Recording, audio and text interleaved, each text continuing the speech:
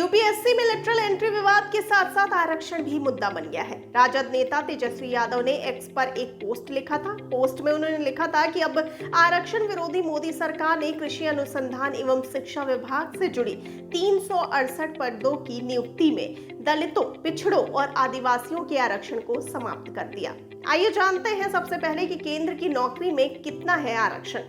तो आपको बता दें कि वर्तमान में केंद्र की तरफ से निकाली जाने वाली नौकरियों में संविधान के अनुच्छेद 16(4) के तहत आरक्षण दिया जाता है। इसके तहत ही अनुसूचित जाति यानी एससी, अनुसूचित जनजाति यानी एसटी और अन्य पिछड़े वर्गों को आरक्षण का प्रावधान किया गया है। मौजूदा स्थिति के मुताबिक राष्ट्रीय स्तर पर अनुसूचित जाति को 15%, अनुसूचित जनजाति को 7.5% और अन्य पिछड़े वर्गों को 27% आरक्षण दिया जा रहा है।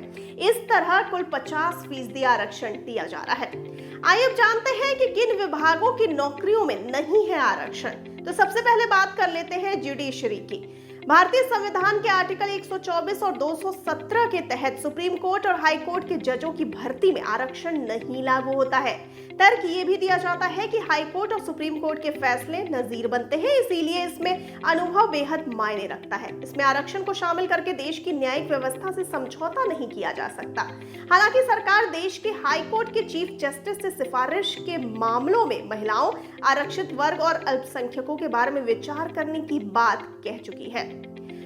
अब बात करते हैं डिफेंस सेक्टर की। भारत में डिफेंस सेक्टर से जुड़ी प्रमुख भर्तियों जैसे आर्मी, नेवी और एयरफोर्स में आरक्षण को लेकर कोई नियम नहीं है। इसमें आरक्षण को लेकर कभी विवाद भी नहीं उठा।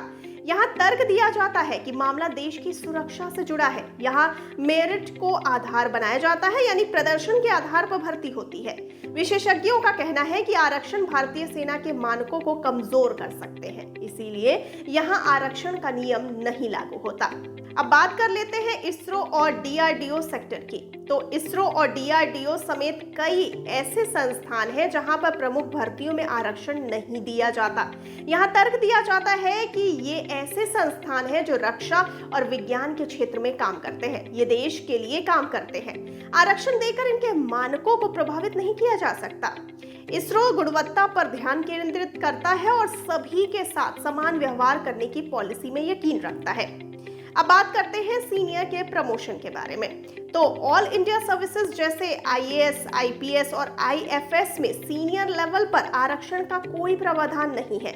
यहाँ बड़े स्तर पर होने वाली पदोन्नति में आरक्षण को आधार नहीं बनाया जाता। ऐसा इसलिए क्योंकि इनके अनुभव और उपलब्धियों को आधार बनाया जाता है।